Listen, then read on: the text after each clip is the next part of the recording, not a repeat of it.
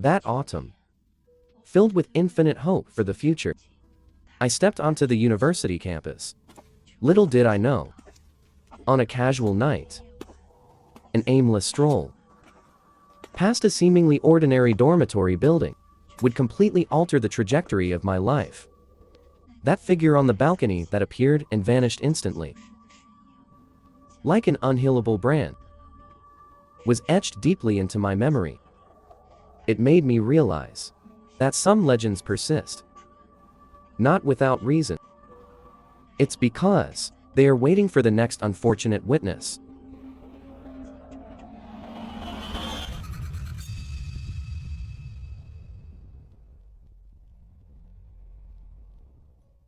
When I first started university, I was a textbook example of a rational young man.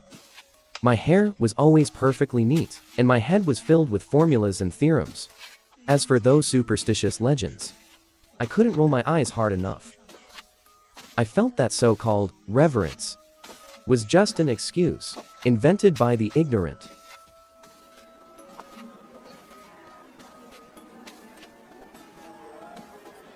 Hey, have you heard? Someone saw it again at Building 6 last night. No way. Was it the one on the 4th floor again? DJ, that's truly eerie. Tell me about it. They say the yin energy is incredibly heavy there. Chi, how boring. What era is this? You actually believe that? At the time, I thought this was like the green peppers I hated on my plate. Just throw it away and it's over. A legend that had nothing to do with me. Who would care?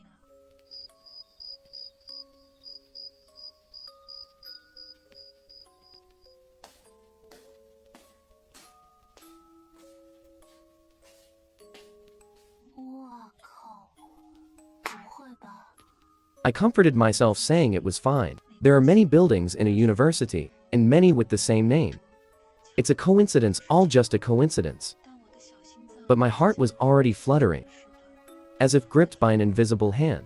The legend I treated as a joke during the day now had become the neighbor I stared at through my window every night. Hey, Zhao King, what ya doing? Did you miss me? Miss you? In your dreams? So you actually remembered to call me? Did some handsome senior seduce you away, and you forgot all about your loyal wife back home? Get out of here. The guy-to-girl ratio in our department is 7-to-1, okay? Forget handsome seniors. I can't even spot a handsome monkey around here. Go at him now. Oh, no way. He's mine. Ha ha ha. Oh, they're back. My head was so full of gossip to share with Zhao King. I was walking purely on muscle memory. Down the stairs, through the lobby, and into the small garden beside the building. I even remember swerving to avoid a couple making out on a bench. Everything felt so natural, so completely normal. It's hilarious here. The teacher for our advanced math class, his hairline is like a prince from the Qing dynasty, and he lectures with such a thick accent. The whole class is secretly recording him for funny ringtones. Wait. Me? How did I end up here? My head started buzzing, like an old TV suddenly losing its signal, leaving nothing but static. I couldn't even remember how I walked to this spot. It was as if an invisible thread had dragged me from the lively world, step by step to the gates of hell. Hello? Hello? Why'd you stop talking? Zhao Ning, is the signal bad? Heh, it's nothing. I just walked up to that haunted building everyone talks about. Talk about a thrill, right? That's just how people are. The more scared you are, the more you try to act like nothing's wrong. As if by refusing to acknowledge it, the fear simply ceases to exist. That was exactly my mindset back then, especially in front of my best friend. Wait. What? What is that?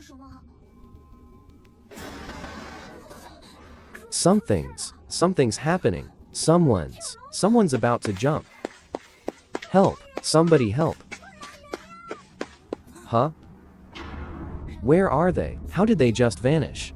That image was like a frame of burnt film, seared onto my retinas forever. After getting back to the dorm, I incoherently described everything to my roommates. But no matter how many times I told it, I couldn't recreate the terror of that moment. A horror that could freeze one's very soul. From that day on, I became the psycho of the dorm. I frantically searched the school forums for any posts regarding Building 6. I pestered every upperclassman I could find. I had to know. I had to know exactly what that thing was. Senior, please. Just tell me. What happened on the 4th floor of Building 6? Sigh, why are you so obsessed with this, kid? Fine, I'll tell you. 7 years ago, a girl jumped from that balcony. Gosh. And since then, people have always said they can see her reenacting that moment in the same spot. So I wasn't the only one. I was just one of many witnesses. Even though it was terrifying, it felt like watching a supernatural recording of history. And that seemed to be all there was to it. Well, it's that this girl. Not everyone can see her. Normal people, or the lucky ones, could walk past that building every day. They won't see a thing. Only when your luck has hit rock bottom. When disaster is about to strike, will she appear before you? Like a mark. Her words were like a blade dipped in ice, instantly piercing through my remaining hope. What I saw wasn't just a shadow, not a hallucination, but a notice of doom delivered straight to my face. I was no longer a mere bystander. I had become the next chosen target.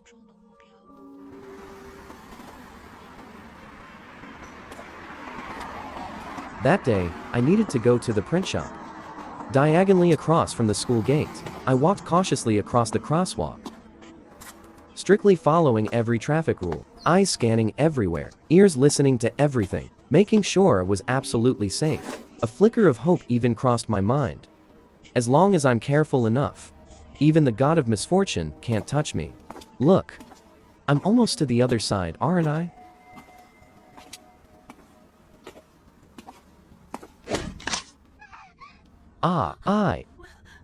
My leg.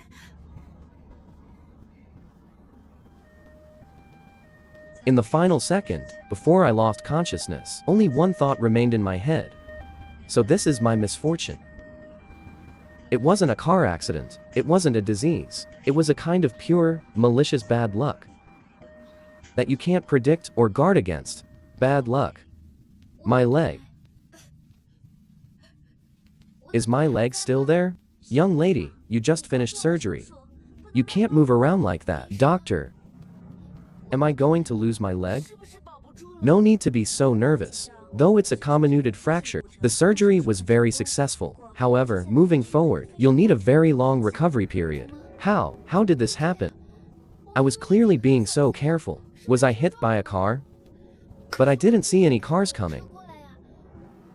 Well, that's also the strangest part of this accident. The traffic police came to investigate later. You weren't hit by a car. Huh? Then what was it?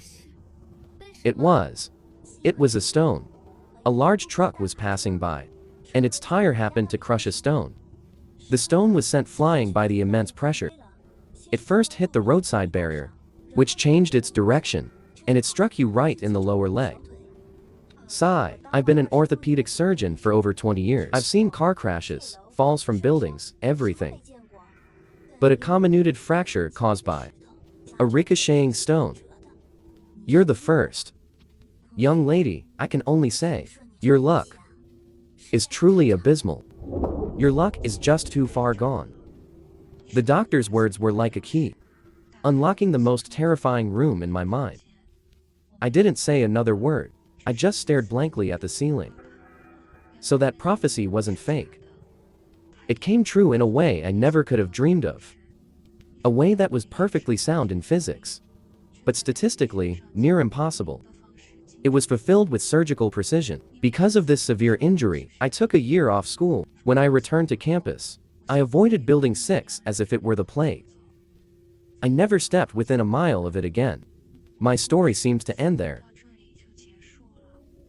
though my leg was left with permanent damage. At least I kept it. And my university life was completed, albeit with a close call. That building, that girl, they all seemed like a nightmare from my youth that I couldn't wake up from.